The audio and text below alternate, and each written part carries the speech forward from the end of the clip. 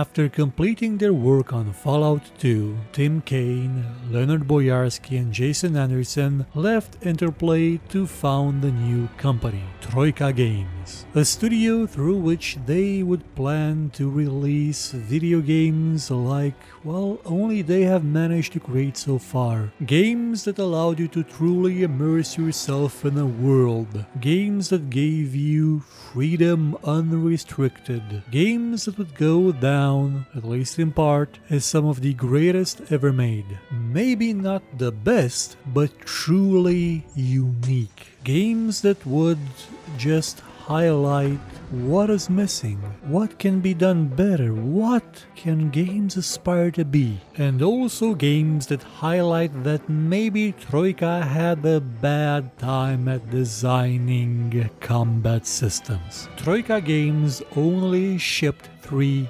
games. Last year we talked about Bloodlines, one of the absolute best vampire games ever created, and games in general for that matter. Another one was Temple of Elemental Evil, to which I may get to one day. But the first one, the game that started it all, was Arcanum of Steamworks and Magick Obscura. You may call it Arcanum, I call it Arcanum, because I believe that flows better. To understand the importance of Arcanum, to understand its achievements, we must first place it in time. Development on this game began in the year 1998. All the core concepts of the game, all the backstory, characters, direction, ideas, themes, were put to paper in about 6 months by the 3 people that founded Troika Games. Over the course of the next 3 years, it would be worked on by about a dozen people. Even back then, a dozen people was not what you would call a huge production staff, especially not for a video game that aimed to be a free-form role-playing game, one where you could do just about anything and you could still progress, one in which you could choose to play as any kind of character you wanted and the game would react to you, to your choices, to your decisions, to your statistics, to everything.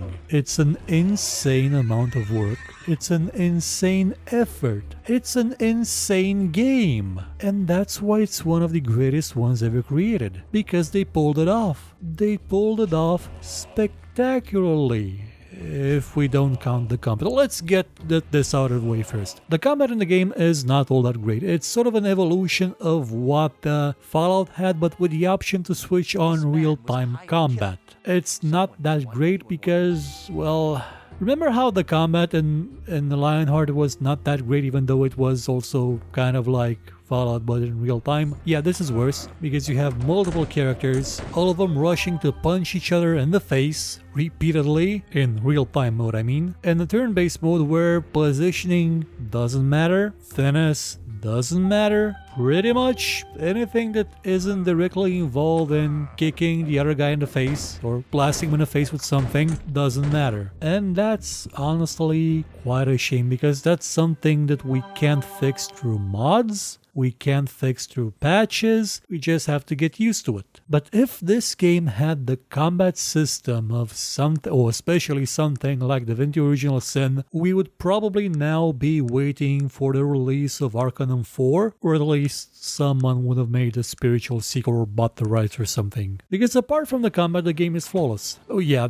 there are bugs in it. People have been trying to patch it constantly. The version you see behind me is a recent one. It's made in Russia, I believe, by a bunch of very dedicated fans of the game. They put together a bunch of mods, a bunch of fixes, and created a version of the game that will run on modern systems in full resolution with an interface that's adapted to the resolution and all the trimmings and things that should go into a game that's not necessarily modernized, but at least compatible with modern systems. It's Arcanum Multiverse Edition. Though there is one downside to this version, there is no multiplayer. The original had multiplayer, though I'm not entirely sure if it was in the campaign. Actually, I don't think it was in the campaign, just in the modules. You could make modules for it just like you could for something like Neverwinter Nights, which was released a year later. And oh my god, was not as good as this game. Tim Kaine said at a point that there are two games in which you can see the most of him, where he feels that the games represent him and his work. Those games are Fallout and Arcanum, because he worked on them the most without necessarily the interference of others. And you know Fallout, right? It's a classic. It's one of the greatest games ever made. Well, that goes the same for Arcanum, because all that dedication, all that attention to detail that the people that made Fallout put in that game is also visible in here. But instead of a post-apocalyptic world, one shattered by the atomic bomb, by man's endless hunger for more power, you have a different kind of world. You have a world that mixes fantasy and technology. You have what could be called a steampunk version of Shadowrun, but reversed. Because you see, in Shadowrun, magic suddenly appeared in the world. This is different. In Arcanum, technology suddenly appeared in the world. The setting was fantastical in nature. You had elves, dwarves, ogres, orcs. You had all sorts of fantastical creatures. You had dragons at one point. And you had a boy, curious tinkerer, that befriended a dwarf and asked him to let him see a small contraption in the corner. A machine that could produce movement if you supplied it with fuel, an engine. And he tinkered with it, and he developed it further. And he did not have the hindsight of dwarves, their long lifespan, the ability of dwarves to know what the consequences of their actions would be, nor their tradition to not develop something that would prevent them from using their own physical labor. With that engine, over the course of just a few decades, the human race, which was not top dog in this world, they were being constantly pushed over by orcs, elves, anyone by that matter, ogres especially. But in just a few decades, that engine changed the world. It drove ogres nearly to extinction, it made slaves out of orcs, it destroyed the forests of the elves and other magical creatures, it killed the dragons, and it created huge, sprawling cities with slums, with industrial areas that pollute, that stretch out and choke the life out of the world. Granted, I'm being a bit hyperbolic here. It's not the dead world. It's still thriving. It's a beautiful world, but you can see the horrific effects of the Industrial Revolution on a world that was not meant for such a concept. Magic exists in this world, and it is not compatible with technology, but technology won the battle. Guns beat swords, as you will constantly hear throughout the various tales and stories of all the characters you meet. When it comes to fully fleshed out worlds, you're gonna have a hard time of finding one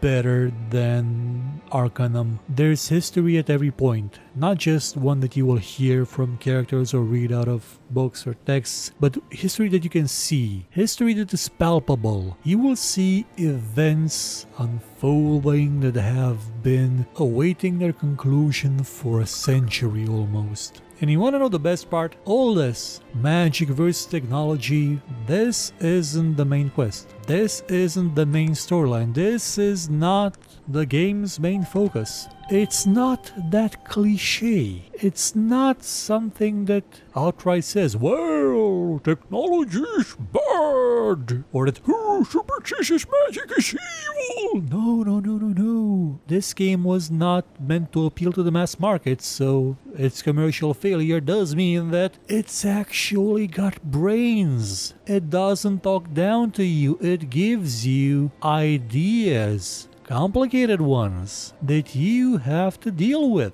And you may say to yourself, well, how can this game be that great? I mean, you start off as the chosen one, like there's a prophecy, and you're gonna have to fight some evil guy that says so right at the prophecy at the start, doesn't it? I mean, the game wouldn't lie to you about what the main focus of it is, would it? It wouldn't lie to you and say that you're the reincarnation of an elf that's supposed to have a final showdown with some evil entity that may or not have been his brother or something in the last battle to decide the fate of the world, would it?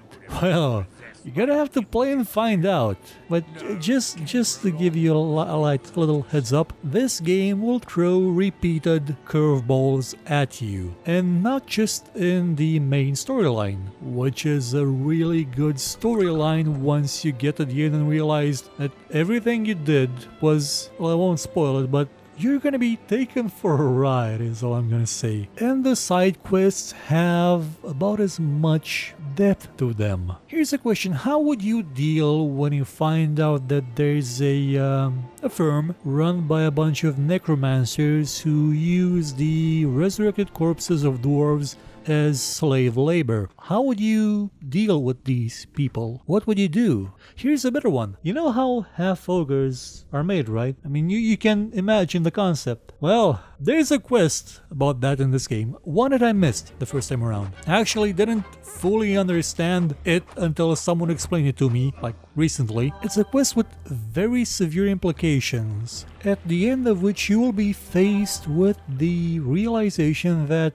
no matter how heroic you may believe you are, or how evil you may believe you are, or how much power you may believe you have, you can't do anything at all. This game does not shy away from being controversial. This game does not shy away from being mean. It pulls no punches, and it lets you do the same, and it lets you play whatever you want to play it as. You can play this game as an autistic character that is constantly being mocked and ridiculed by everyone. A character that will not be able to gain access to some NPCs, some followers, because they will just not see him or her as being, well, anything. You can play this game as a character with no intelligence. You can play this game as a socialite, if you will, that doesn't want to pick up a sword. You can play this game as a power-mad mage, a thief, an insane murderer, and the world reacts to what you do. It gives you the freedom, the tools, and the canvas to paint your story on, if you will. And there are consequences to what you do, because this world behaves like a living world. It tries to imitate how a world would function. Characters will go to sleep at night.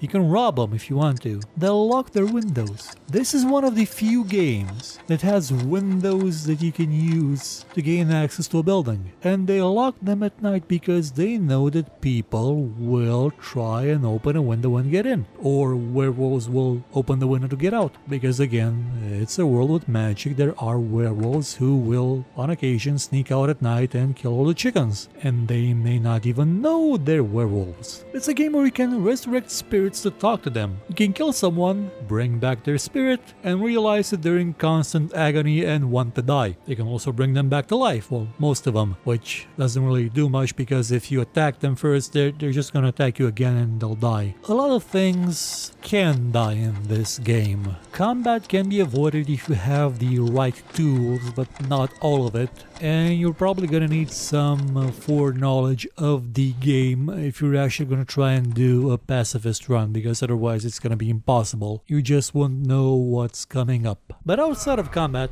like I've said, you're gonna find a superb world. Sure, graphics may be a bit dated. It looks better now because it's in full HD from the mod I installed. And it sounds fantastic. The music in this game is superbly attuned to the time period it tries to evoke. It's a full Victorian age Industrial Revolution era mashed up with some good old Tolkien lore. If you haven't played Arcanum, I wholeheartedly suggest you do. You can find it right now on GOG for under €6. Sure, it may have some problems, maybe a bit spastic in terms of combat, and again, the combat is the weakest point of it, but it makes up for that with its themes, with its world, with its characters, with every little thing it does that you just wish were part of the norm for every RPG. You want crafting? You know how every game now has crafting? Oh my god, this game had crafting before it was cool. And it actually had good crafting that had a point to it. You could invest in certain branches of your skill tree